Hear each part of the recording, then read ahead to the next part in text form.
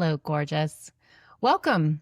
I have spent the last couple of weeks looking over the new tax law, the One Big Beautiful Bill Act, or the Triple B is what I prefer to call it. And so if you missed last week's episode was my overview, and that gives, like it sounds like, an overview of what's in the legislation, including some quick facts, some general societal impacts, and then the kind of what's in it for you part. So there are some things that are going to benefit taxpayers immediately. Obviously, on the societal impact side, there's some negatives timed in general to hit people only after the midterm elections. That's important to know. And of course, I also have a section at the end of last week's episode about self-employed people, specifically things in the bill that affect, you, people who are self-employed. So moving forward, what I want you to know is that this new piece of tax legislation passed in the summer when a lot of us were at the pool, bringing our kids to summer camp, just like on vacation, not really checked in to the details of a tax law. And that was, I believe, on purpose. There's a huge amount jammed into this legislation. It is a massive bill, a massive piece of legislation. And so I want to really help unpack it for you. And I realize that to do that all at once is just too overwhelming for all of us, myself included.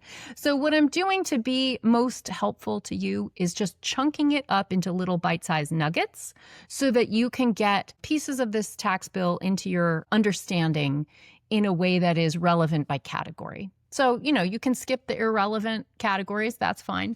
But today, what I want to bring you is energy. There's a new deduction for car loan interest, and there are some immediately expiring deductions for clean vehicle purchases, right? If you buy an electric vehicle, and also some home energy credits. So some energy credits are expiring. And so the reason that I'm prioritizing getting this episode out first is because a lot of deadlines got pushed up, deadlines that were set way in the future, 2032, got pushed up to September 30th, right? 1 month from now, roughly. And so I want to help you take advantage of a tax credit that you may still be eligible for by getting this episode out as fast as I can. So an alert to any of you specifically who are looking to buy a new or used clean vehicle, like electric vehicle generally, but it can be a different kind of clean vehicle. If that's you, listen up, share this episode with a friend who's considering buying a car because September 30th is the new deadline. So if you take nothing else away from today's episode, know that these tax credits for buying a clean vehicle expire on a newly accelerated timeline, September 30th. Okay, so you still have time to go out and buy that car and get the credit, but you need that car in your driveway before September 30th. Okay. All right, so let's dig into the whole episode about cars and energy in the new tax law. All right, so July 4th, 2025, very recently, the new tax bill was passed. It's called the One Big Beautiful Bill Act. I may call it the Triple B. Here are some quick facts related to energy. So this bill repeals or modifies large parts of Biden's landmark legislation, the Inflation Reduction Act. So that was a green economy forward bill, an infrastructure bill, an environmental bill that was passed by Biden. And it was part of what that bill did that was, in my opinion, wonderful. It was slated to, within 10 years, reduce energy consumption in the U.S. by 40%. I think that's a really big deal. Well, guess what? Trump has undone it. And I should say the Republicans in Congress. This was a completely, it was a partisan piece of legislation. There's not a single Democrat who voted for it. So it is fair to call it a Republican piece of legislation. But anyway, they gutted this Inflation Reduction Act environmental bill. Okay, so a lot of those tax credits are newly expiring and going to end. There is a new deduction created by this tax law, the Triple B, for car loan interest. Okay, so I'm going to talk about that, this new deduction, and then we'll talk about those expiring credits. All right, so the new car loan deduction is temporary. It is good starting in 2025, so it's relevant now, and it is even retroactive to January 1st. So if you bought a new car and you have a loan, it's only good for new cars, not used. But if you bought a new car this year, this is relevant to you, so listen up. It's only good for 4 years, so this deduction is only good starting in 2025 and then through tax years 2028. Okay, so you can get it for 4 years, then it's gone. Okay, so here's what it is. This was a campaign promise that Trump made. He said no tax on new car loan interest. Okay, and so here it is in the bill. Starting January 1st of this year, so retroactively, if you or your spouse took out a car loan for a new non-business vehicle, right, so personal use, with final assembly in the U.S., then you get to take up to $10,000 of that interest on that loan is deductible each year for the next 4 years, okay? This deduction does phase out. It begins to reduce the amount of deduction that you get for taxpayers with an adjusted gross income over $100,000 if they're single, or $200,000 if you're married filing jointly. Okay. Now you still actually do get this interest deduction up to income of $150,000 if you're single, or $250,000 if you're married filing jointly. So it just phases out a little bit between those amounts. Over $150K if you're single, $250K if you're married filing joint, you get nothing. You don't get this deduction. But, I was doing a little background research on what the average car loan looks like in the US, and $10,000 of interest per year is mighty high. So most of you, even if you do pay $10,000 of interest over the course of the entire auto loan, which you might, but you might not, it would be rare that you would have $10,000 of interest that you're paying in a single year. So even if you are in the higher range of that income spectrum, you're still going to get most of this credit, because just most of you are not going to have $10,000 worth of auto loan interest each year to deduct. Okay. So I just kind of, it sounds good, right? But I just want to kind of tie this to real numbers so you have a sense of like, well, it sounds good, but how's it actually going to affect me? All right. So the average, just some numbers that I looked up, the average new car loan in the US is for 5 years and 8 months, and increasingly longer as, our budgets are stretched thinner, cars get more expensive. This timeline has been stretching out lately, so this is increasing. So almost 6 years is the average car loan, and I just want you to connect that with the fact that this deduction is only good for 4 years. So one little warning I want to give you on this new deduction: don't run out and buy a new car and get a really long loan calculating that you're going to get a deduction from the interest for the entire length of the loan.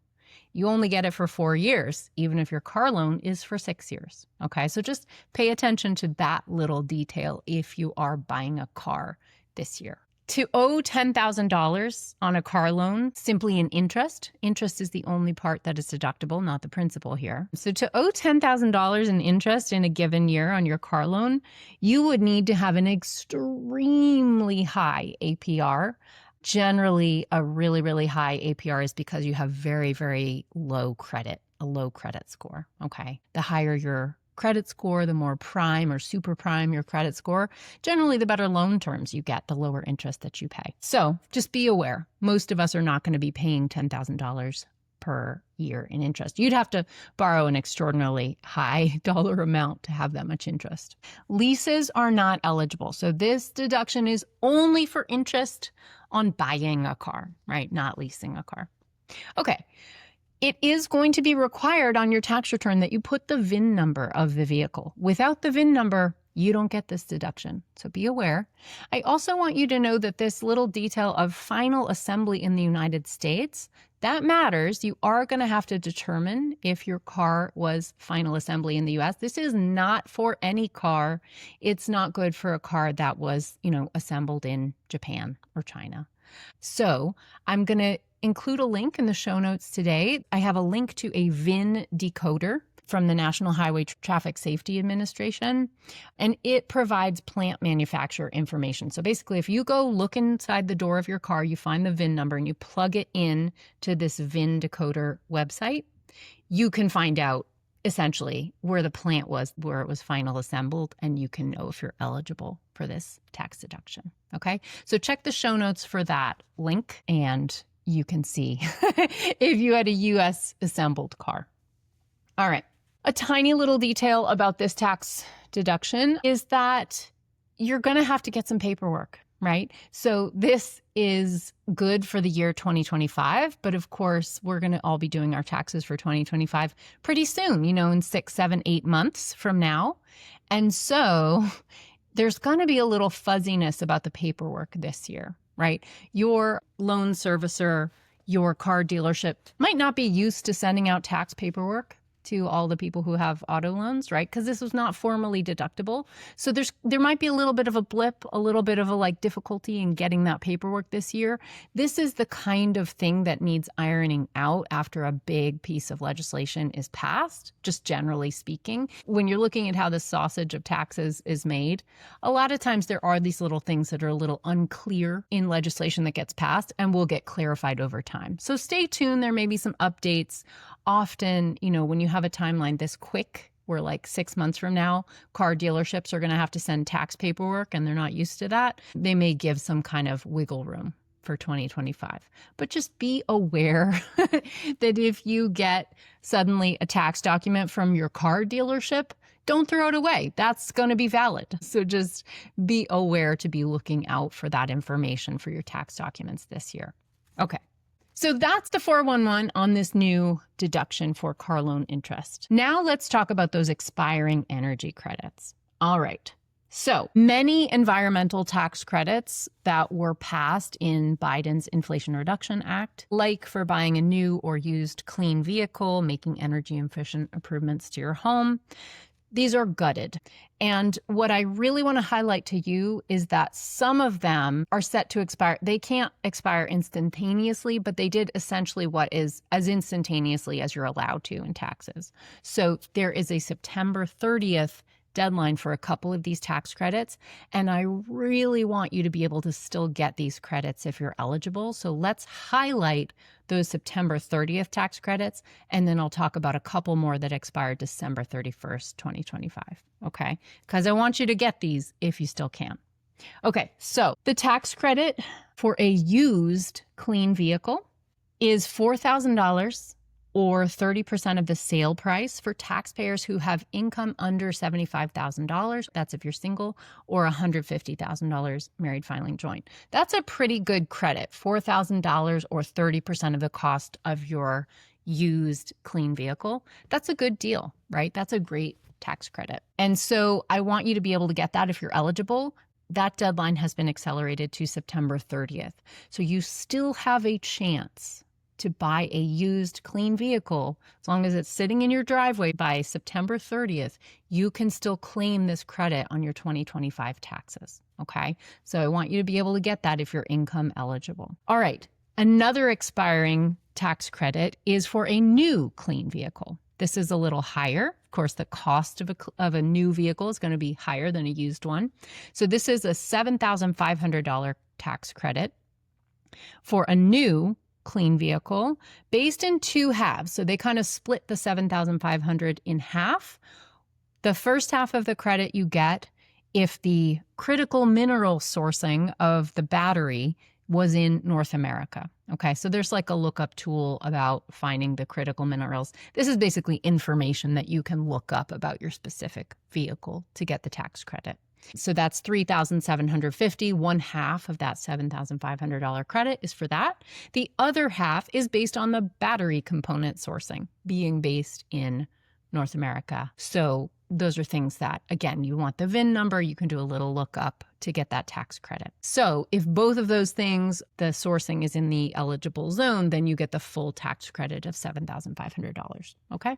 The point of this, of course, is that we are encouraging vehicle sourcing and manufacturer with friends of the U.S. and not North Korea, Russia, aggravating non-ally states. Okay, now this tax credit for new clean vehicles is good for taxpayers with income under $150,000 if you're single and under $300,000 if you're married filing joint. Okay, that's a lot of people. That's a pretty generous income threshold. So most of us are going to be eligible for that tax credit. Again, it expires September 30th. So take advantage. If you were thinking about it, now's the time. Okay, now this may or may not be relevant to you depending on the size of your small business. But if you were in the market for a commercial vehicle, right? Maybe a delivery van for your flower company. Or I was just talking to my friend this weekend who owns New Stock Pantry, and she's considering buying a vehicle for bringing her really delicious food to farmers markets and back and forth from her commercial kitchen, right? So a commercial clean vehicle, there's a tax credit specifically for that if it's a business car. So it's a $7,500 tax credit for a new, not used, new clean vehicle for commercial use if it's under 14,000 pounds.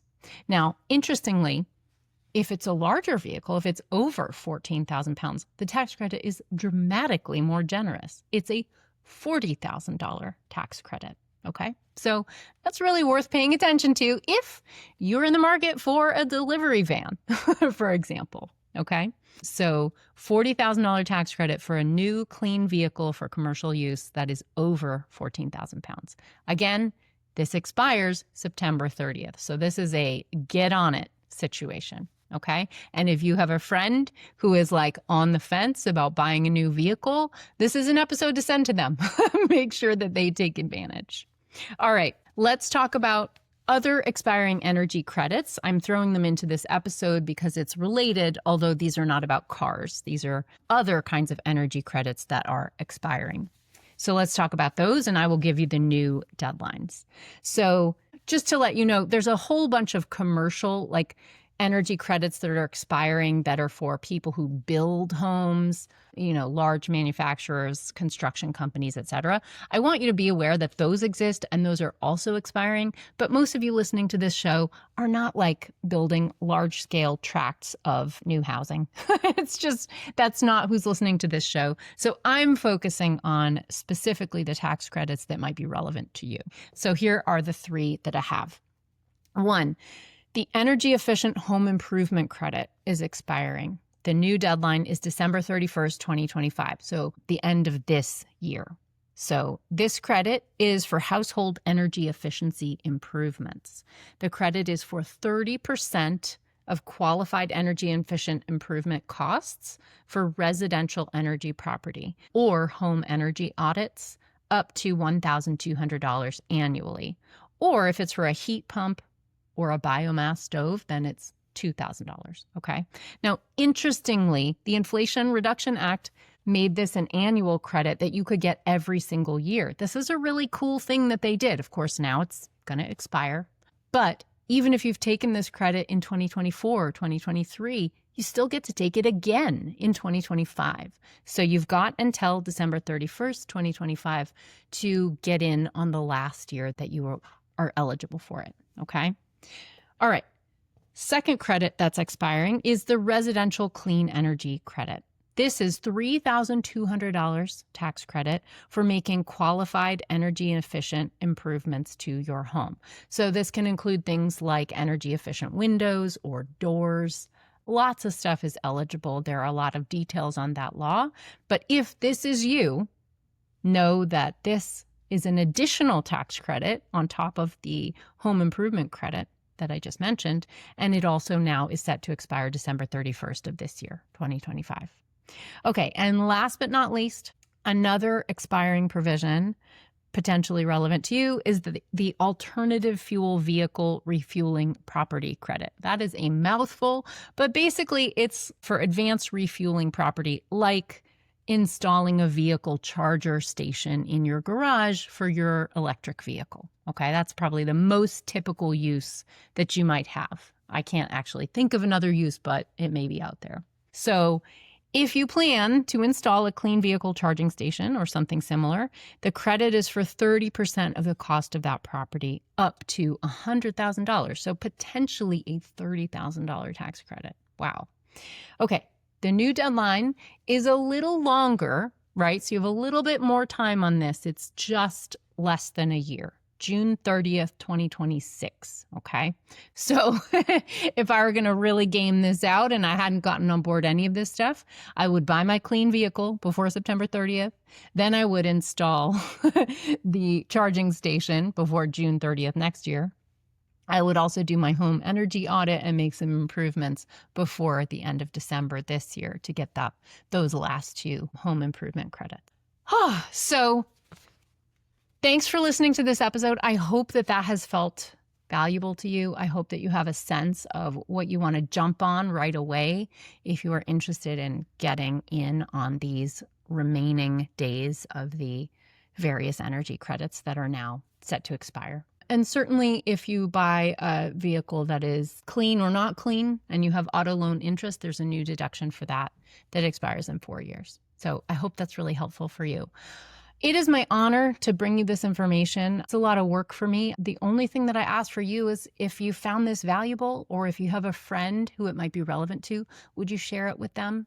I love podcasts because I get to give you the long form, full story. I don't have to make it 1 minute and I can really help you know what you're eligible for and how to get it. But the thing about a podcast is it can't go viral. It's very hard for people to discover new podcasts.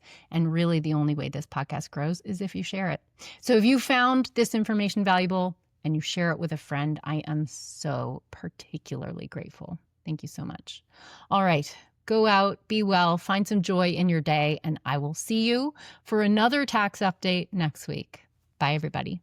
Thank you for listening. If you like the show, please be sure to subscribe, leave a review, and share it with a friend. It really helps. I'm so grateful. My tax guide, Taxes for Humans, is available for pre-order at sunlighttax.com/book.